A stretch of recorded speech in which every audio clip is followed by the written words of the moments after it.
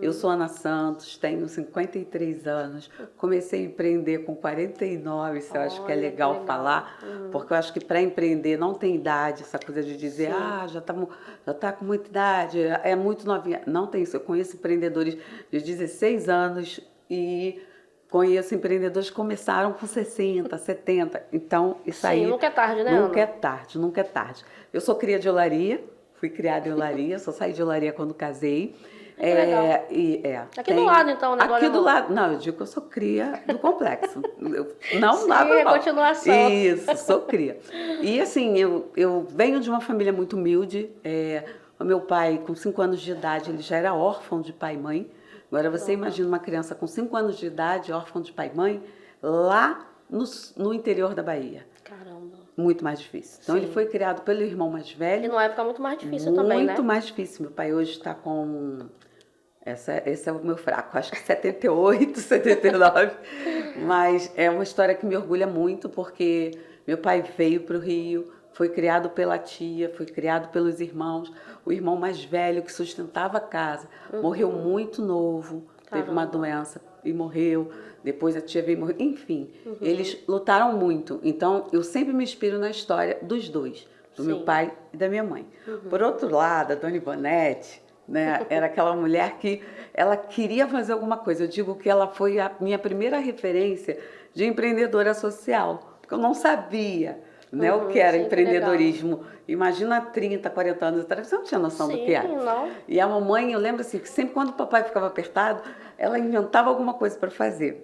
Aí a gente já tomou conta de criança, já teve pensão, nossa, ela já vendeu cocada dentro de casa. Caramba. Foi muito louco. E o interessante era que sempre quem estava ao lado dela era eu. Eu que arrumava os clientes, eu que avisava, eu que fazia. Já tinha um perfil de empreendedora já desde criança. Exato, desde criança. Aí, tá, a gente, né, vai crescendo, vai tomando outros rumos e eu falo isso com muito orgulho, a faculdade de Direito foi paga com esse trabalho da pensão e das crianças. Essa pensão, você tinha quantos anos quando a sua mãe... Eu já estava na faculdade, eu tinha 18 anos. E me formei com 22 anos, então assim, aí Você se formou foi em que todinho. área? Eu sou em Direito, advoguei por 10 anos. Caramba. Exato, mas aí você descobre que não é a sua vocação. Poxa vida, depois de 10 anos veio entender que Não era, não era eu não aquilo era que você... feliz. Eu vou te sim. dizer assim, eu advoguei na área trabalhista, trabalhei em grandes empresas, inclusive trabalhei para nossa colega que, gente, desculpa, mas eu era patronal, né? Tinha que defender. Não vou nem dizer o nome da empresa porque fica Sim, chato. melhor Mas ali foi um baita aprendizado também. Mas você, quando se depara com injustiças, aquilo me incomodava.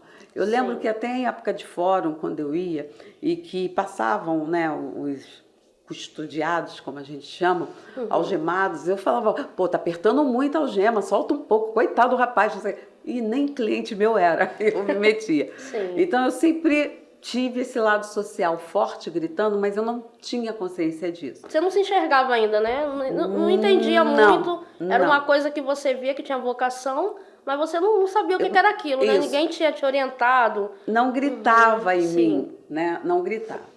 Aí, até que me apresentaram uma empresa de cosméticos. E eu lembro, gente, como se fosse no dia de hoje. Pensa, aquele dia lotado. Tinha advogado de fora do Rio, tinha oficial de justiça penhorando partes dos móveis da empresa. Eu voltei de uma audiência e na hora do almoço eu ainda dei uma fugida para vender os meus cosméticos. E eu lembro como se fosse hoje. Na época, eu ganhei só de comissão R$ 470. Aí eu fiz a conta rapidamente, falei, poxa, como advogada, a hora eu não ganho isso, como é que eu ganho em uma horinha, 470, que na época eu acho que era Cruzeiro Real, nem lembro. Sim. Eu só lembro dos 470. Aí eu falei, opa, cara, esse negócio dá certo.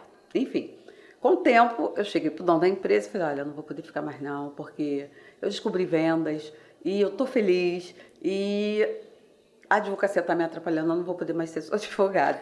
Aí ele falou para mim, Ana Lúcia, pelo amor de Deus, vamos combinar, fica só segunda, quarta e sexta, porque aí você vai vendo se é isso mesmo que você quer. E eu decidida do que eu queria, né? Aí eu fiquei, não durou 2 meses Isso essa aconteceu, coisa. cara, comigo também. Eu trabalhava no escritório de advocacia, Trabalhei lá 7 anos, mas nunca quis ser advogada. Então, não tinha como crescer lá dentro, né? E eu também já estava assim Eu conheci vendas, gostei também, né, do dinheirinho extra, porque eu vendia para os advogados que eram meus clientes lá dentro. E também quando eu pedi para poder sair da empresa, eles pediram para ficar lá mais um ano. Sabe por quê? Para saber. Profissional bom. Profissional bom. Só que assim, eu já não queria mais, mas assim, como eles me prometeram que ia, né, me demitir com meus direitos, com tudo, falei assim, não, beleza, então vou ficar mais um ano. Por isso que eu falo que pra mim, quando a crise começou, que foi de 2015, foi boa. Porque eles iam ter que demitir muitas pessoas e eu queria sair. Então, assim, pra mim veio naquele momento o ideal. Entendeu? E aí eu conversei, fiz com que eles entendessem que era bom pra eles também me tirar. Entendi. Ou então, seja, assim, foi você bom se pra vendeu. todo mundo. Olha, a situação é a seguinte, vamos negociar, pois à mesa. Sim, porque vocês querem reduzir pessoal agora e eu também quero sair, então vai ser bom para todo mundo. E aí, cara, então, foi esse momento dando aí. esse pulo, né, de deixar de advogar, passei por várias empresas depois disso, porque você tocou no ano de 2015, eu lembrei. Janeiro de 2015, eu pedi demissão.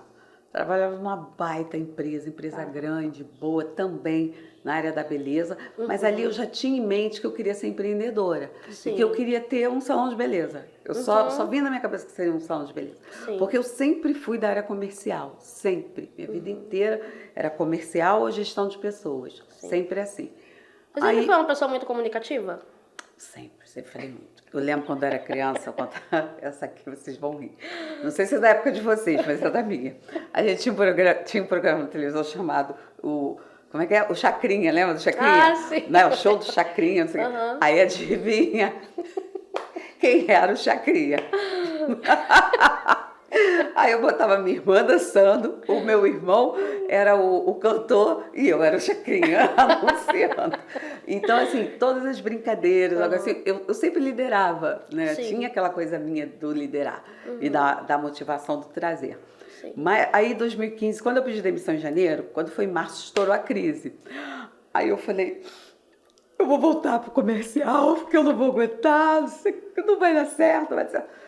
Mas eu conheci o social, fui contratada para fazer uma implantação de um negócio social. Aí foi quando eu conheci o mundo social, até então eu não conhecia.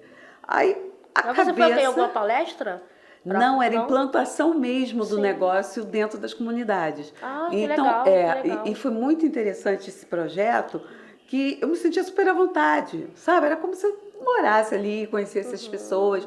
Fui super bem recebida em todos, que eu fui, lógico, tem histórias também depois para contar, né, dos sufocos.